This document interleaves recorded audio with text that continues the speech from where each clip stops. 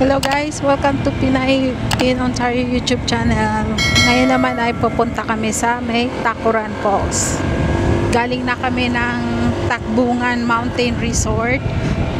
Ngayon naman ay pupuntahan namin yung Tacuran Falls.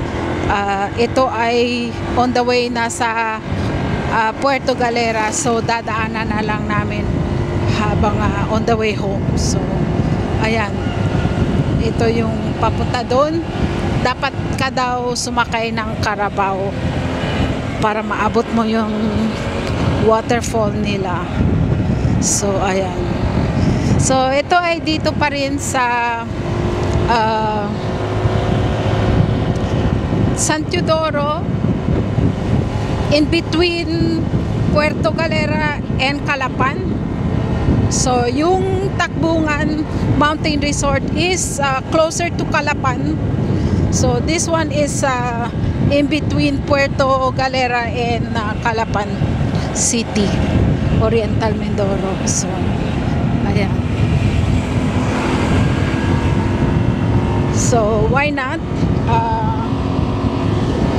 Alauna pa lang naman ang hapon. So maaga kami kanina doon sa Takbungan. Konti pa lang yung tao. Pagdating namin, siguro mga 2 families pa lang yung nandoon. Bale, 2 cottages pa lang yung na-occupied. So tapos nung bandang 10, 11 nagdatingan na yung mga tour van na may mga dalang mga Koreano. So yun, at ay nag-stay lang kami ng I think 3 hours. Malamig yung tubig, sobrang lamig yung tubig kasi galing nga siya sa bukal, kaya yun. So ayan, titignan naman namin yung Tacuran Falls para naman ay makita din namin, kasi ito rin yung famous attraction dito sa Oriental Mindoro is Tacuran Falls. Kikita mo yan sa Facebook, sa online. So ayan, pupuntahan namin ngayon, and it's very nice weather today, so why not take advantage. So ayan, nandoon yung sa harap namin si Jake at saka yung pamangking ko.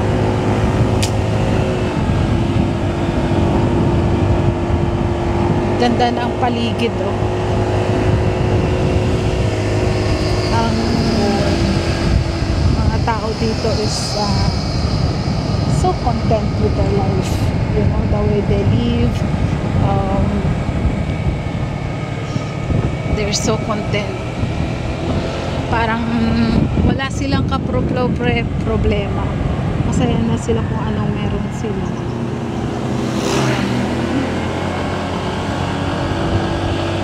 Tapos yung mga bata, masaya na sila kahit wala silang mga gadget.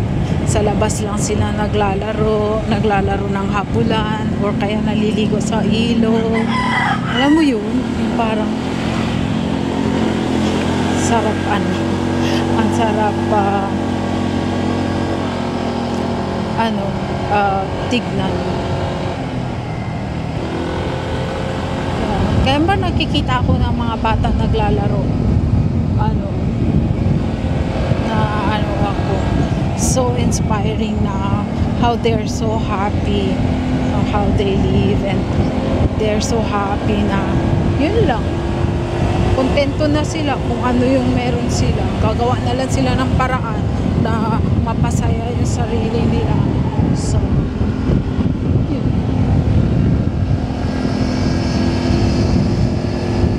Kasi hindi naman lahat na mga parents mabibigay yung mga gadget na yun.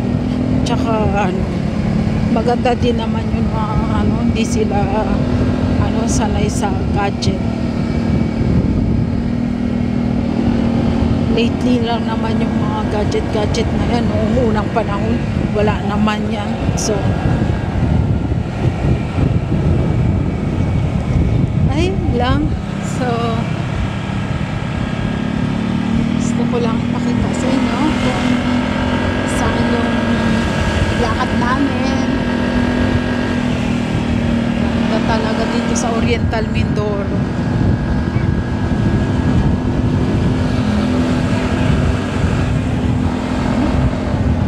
Tingnan nyo. Tingnan nyo yung paligid. Green na green.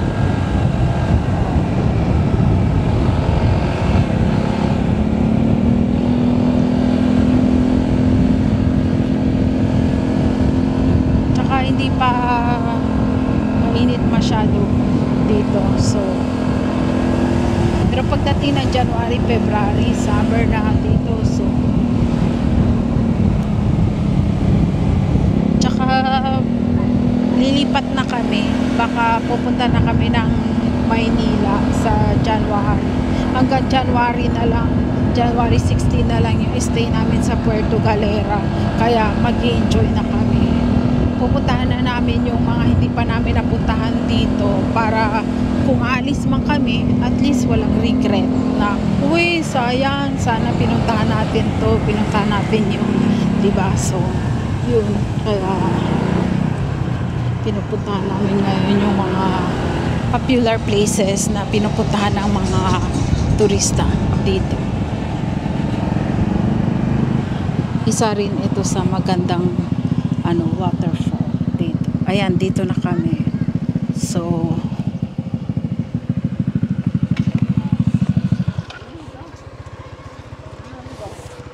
ha? Hello. Ayun, andun.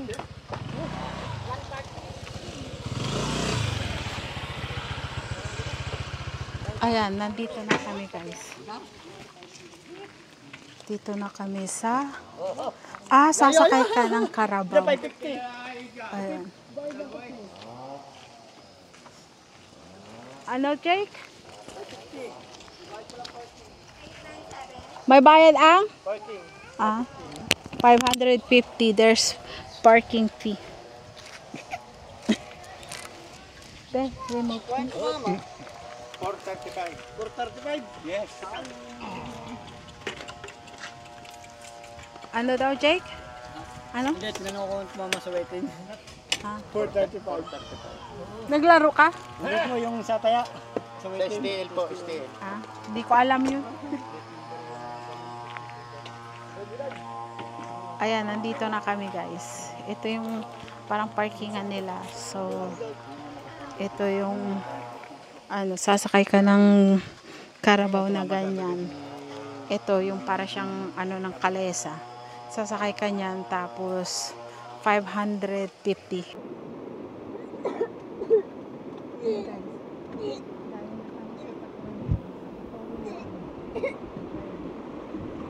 Pasok